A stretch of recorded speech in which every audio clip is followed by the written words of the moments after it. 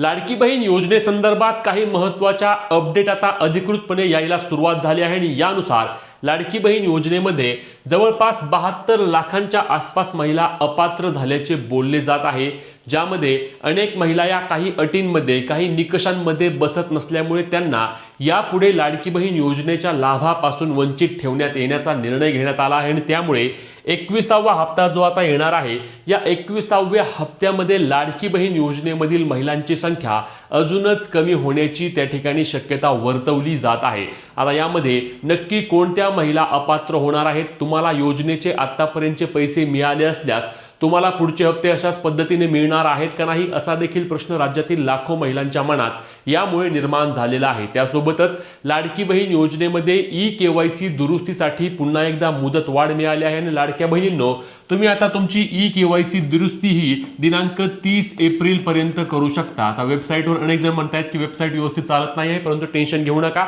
ही website येत्या 1-2 दिवसांमध्ये पुन्हा एकदा सुरळीतपणे काम करेल आणि तुम्ही तुमची ई-केवायसी दुरुस्ती करून घेऊ शकता। परंतु पुन्हा एकदा यामध्ये एक गोष्ट क्लिअर करतो की नवीन ई-केवायसी करायला ज्या महिला जात आहेत त्यांनी कृपया नवीन ई-केवायसी करण्याचा प्रयत्नही करू नका, कारण नवीन ई-केवायसी बाबतची ही अपडेट नाही, ही फक्त ज्या महिलांनी त्यांची 31 डिसेंबर पर्यंत ई-केवायसी केली होती परंतु फक्त ई-केवायसी करताना प्रश्न निवडताना किंवा काही पर्याय निवडताना त्यांची चूक झाली होती त्याच महिलांसाठी केवळ ई-केवायसी दुरुस्तीची प्रक्रिया सुरू आहे। नवीन ई-केवायसी होणार नाही आणि नवीन ई-केवायसी वाल्यांचाच यामध्ये मोठ्या प्रमाणावर समावेश आहे की ज्यांनी त्यांची ई-केवायसी केली नाही आणि परिणामी त्यांना यापुढे या योजनेच्या लाभापासून वंचित ठेवण्यात येणार आहे, कारण सरकारचं यामध्ये मोठ्या प्रमाणावर आर्थिक नुकसान होत असल्याचं सरकारचं मत येत आहे।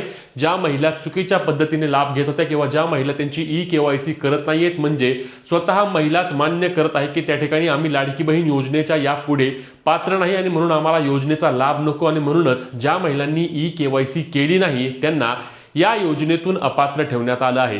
त्यासोबतच लक्षात घ्या, लाडकी बहीण योजना सुरू झाल्यानंतर जेव्हा जी-आर आला होता त्या जी-आर मध्ये महत्त्वाच्या 7 अटींचा समावेश केला होता आणि या 7 अटींमध्ये अथवा या 7 निकषांमध्ये तुम्ही जर पात्र असाल तरच तुम्ही या योजनेसाठी अर्ज करा असे सरकारने सांगितले होते। परंतु त्यावेळी काय झालं, ऑनलाईन पद्धतीने अर्ज प्रक्रिया सुरू होते, कुणी मोबाईलवरून कुणी कम्प्युटरवरून पटपट फॉर्म भरून घेतले आणि फॉर्म भरून घेतल्यानंतर एका कुटुंबामध्ये 2 पेक्षा जास्त महिला असतील, 4 चाकी महिला असतील, म्हणजे 4 चाकी वाहन असणाऱ्या महिला असतील, ITR भरणाऱ्या महिला असतील, सरकारी नोकरदार असणाऱ्या महिला असतील, चांगल्या पगाराच्या नोकरदार महिला असतील, अशा सर्वच्या सर्व महिलांनी आपले फॉर्म खटाखट धडाधड भरून टाकले आणि खटाखट धडाधड भरलेले फॉर्म सरकारने त्यावेळी इलेक्शन होतं 2-3 महिन्यानंतर, त्यामुळे सर्व फॉर्म डायरेक्ट स्वीकारले आणि स्वीकारून लाडकी बहीण योजनेमध्ये थेट महिलांची पात्र संख्या ही 2,60,63,00,000 पोहोचली। पण यामध्ये ज्या महिलांनी त्यांचा अर्जच केला नव्हता, म्हणजे पात्र असून गरीब असून फक्त काही कारणामुळे त्यांनी त्यांचे अर्ज करू शकले नाहीत, त्या महिलांना देखील मोठा फटका बसला,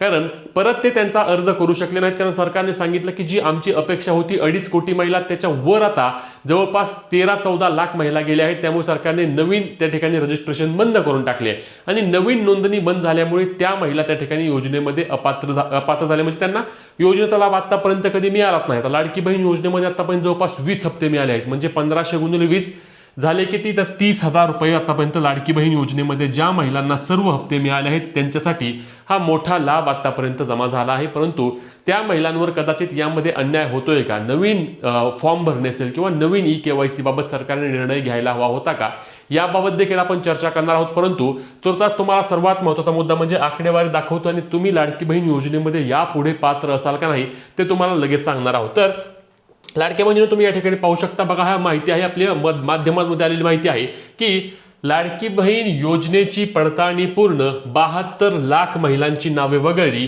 पहा आता किती जणांना मिळणार लाभ। म्हणजे मी सांगितल्याप्रमाणे की 72 लाख लाडक्या बहिणी या योजनेमधून आता अपात्र झाल्याची माहिती मिळत आहे, की ज्यांना योजनेमध्ये आधी पैसे येत होते परंतु त्यांचे पैसे आता हे बंद झालेले आहेत। यामधील मुद्दा म्हणजे बघा, मुख्यमंत्री माझी लाडकी बहीण योजनेची 15 महिन्यांची पडताळणी पूर्ण झाली आहे। पडताळणी फक्त किती महिन्यांची पूर्ण झाली आहे, तर 15 महिन्यांची, म्हणजे अजूनही 2-3 महिन्यांची त्या ठिकाणी पडताळणी बाकी असल्याचे बोललं जात आहे। म्हणजे अजूनच यामध्ये आकडा वाढण्याची शक्यता आहे की ज्या अपात्र आहेत। अजूनही मला अनेक महिलांनी याबाबत विचारलं देखील की आमच्या शेजारी 4 चाकी वाहनधारक आहेत, तर देखील त्यांना पैसे येत आहेत, ITR भरणारं कुटुंब आहे तर देखील त्यांना पैसे येत आहेत, तर त्यांचा देखील नंबर लागणार आहे. आज ना उद्या त्यांचा देखील नंबर लागेल आणि त्यांना देखील या योजनेमधून अपात्र करण्यात येईल, कारण योजना यापुढे काटेकोरपणे अंमलबजावणी होणार आहे. सरकार हळूहळू करून आता त्यांच्या मूळ रस्त्यावर आले आहे आणि मूळ रस्त्यावर आल्यानंतर त्या ठिकाणी ज्या महिला अपात्र आहेत केवळ त्यांनाच यापुढे लाडकी बहीण योजनेचा लाभ मिळेल आणि ज्या महिला अपात्र आहेत, चुकीच्या पद्धतीने लाभ घेत आहेत, त्यांचे पैसे सरकार बंद करणार आहे. आता यामध्ये बघा 15 महिन्यांची पडताळणी पूर्ण झाली असून यामध्ये 72 लाख महिला अपात्र ठरल्या आहेत. आता राज्यातील 1,75,00,000 महिलांना दरमहा 1,500 रुपयांचा लाभ मिळणार असून यामुळे राज्य सरकारची वार्षिक म्हणजे 15,000 कोटी रुपयांची बचत होणार आहे.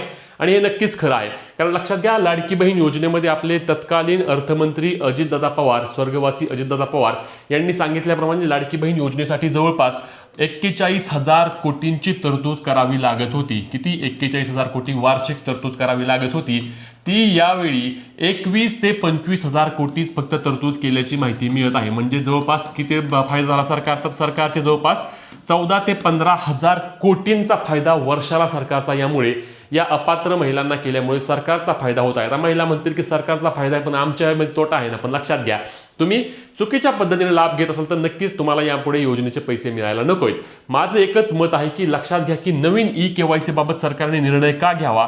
कारण ज्या महिला खरंच पात्र आहेत परंतु फक्त त्यांची EKYC करायची राहून गेली म्हणून त्यांना योजनेचे पैसे बंद झाले असतील तर त्यांच्यावर काही प्रमाणामध्ये हा अन्याय वाटतोय. आणि म्हणूनच नवीन EKYC बाबत सरकारने एक संधी द्यायला हवी होती, जी जूनमध्ये आपल्याला संधी मिळू शकते. कारण सरकारचा सप्टेंबर महिन्याचा जो GR होता EKYC बाबतचा, त्यामध्ये सांगितलं होतं की प्रत्येक वर्षाच्या जून महिन्यामध्ये लाडक्या बहिणींना EKYC करावी लागेल आणि त्याच पद्धतीने जर EKYC जून महिन्यामध्ये सुरू केली तर ज्यांचे पैसे बंद झाले आहेत त्यांना कदाचित जून महिन्यामध्ये पैसे परत नवीन EKYC करून मिळण्याची शक्यता असणार आहे. तुम्हाला काय वाटतं?